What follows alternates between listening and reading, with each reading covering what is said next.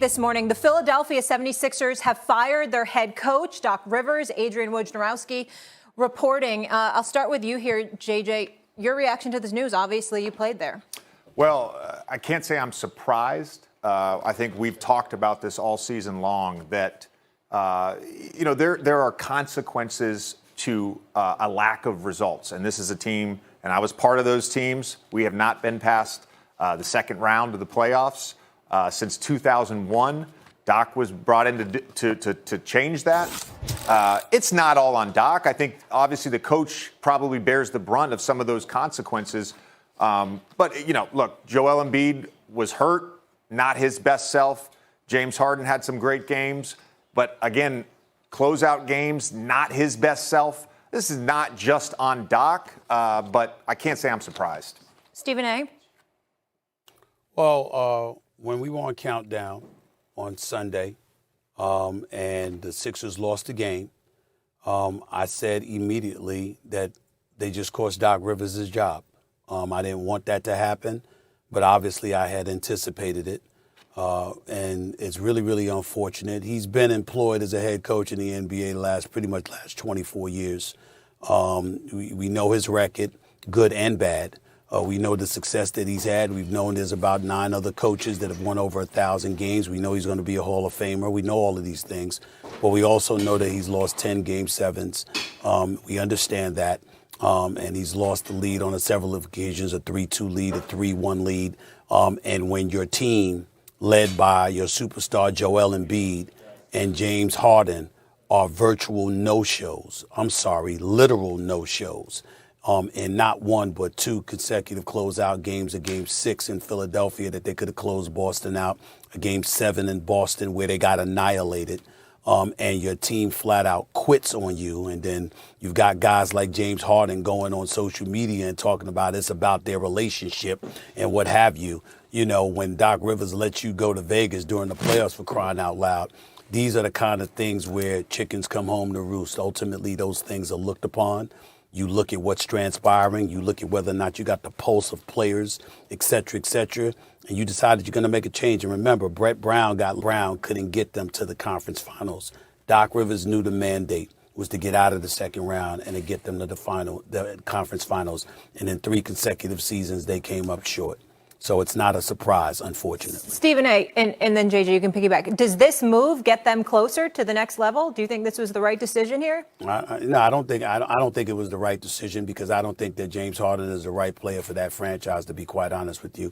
I think that he's lost a step. He's not what he used to be. He led the league in assists. He's still an all-star caliber player.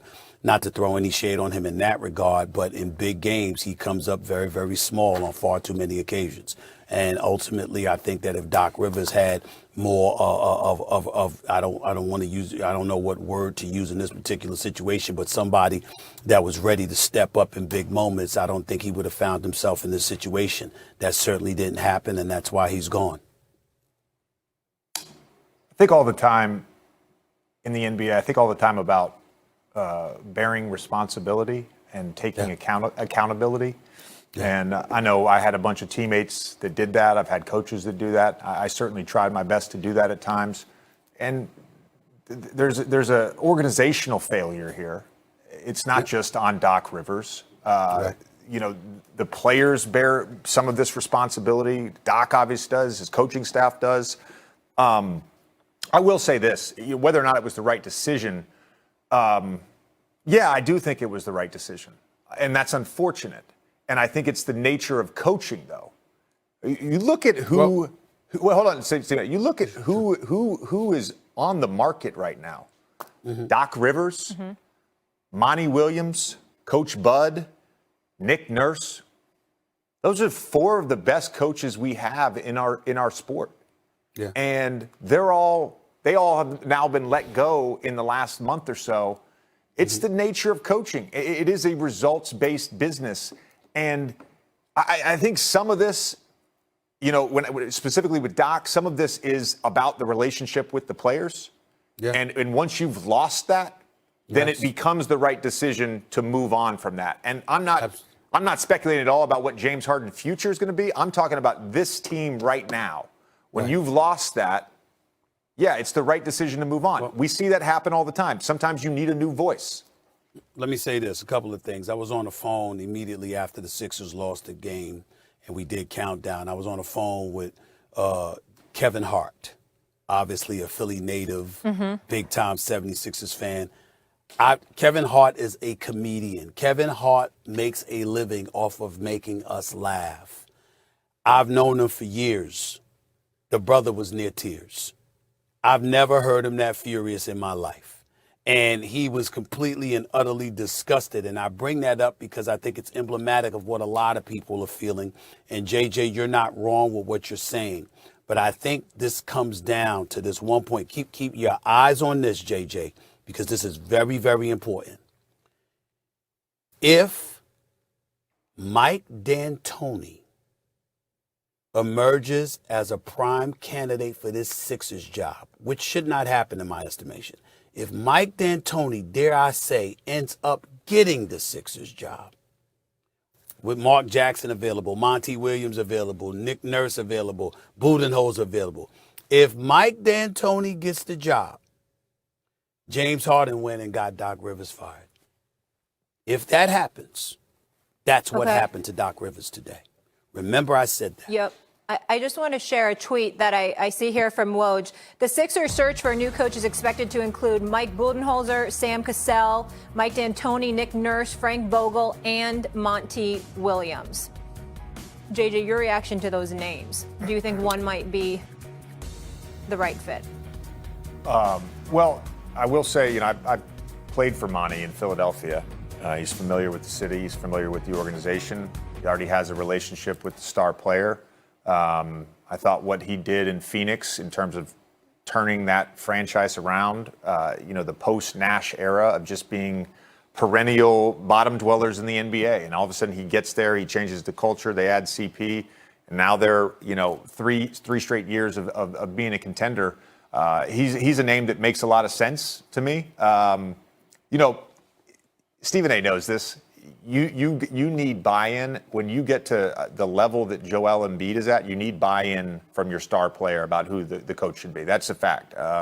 There's a story that I heard about the Bucks trying to figure out who to hire after Jason Kidd was fired, and they said we like you, Coach Budenholzer, we like you. There's one more thing we have to do. You're gonna get on my plane right now, and you're gonna go see Giannis. You're gonna have dinner with Giannis, and that's sort of the stamp, right? So I think as much as we can talk about names, how they fit, what they've done in the past, to me, it's are you getting buy-in from your best player?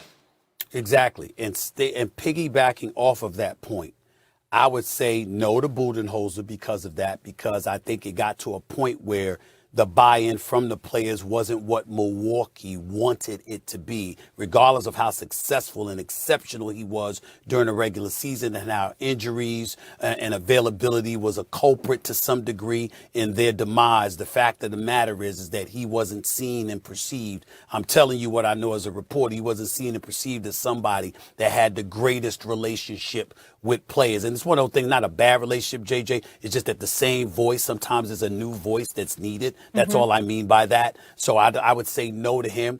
I think there was some fatigue on the part of Nick Nurse in Toronto. I think a year off and then him ending up somewhere else. I think that omits him or eliminates him from this Sixers position at this particular moment in time. Mark Jackson is hungry.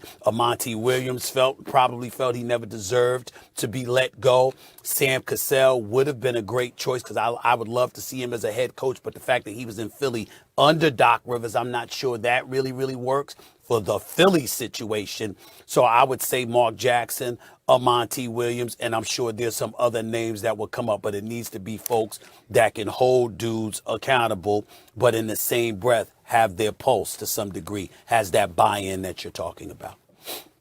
Yeah. Well, I'll leave it with this, and to piggyback on your point, the best three regular season records over the last 3 years, the Suns, the Bucks, and the Sixers, and all three have fired their head coaches.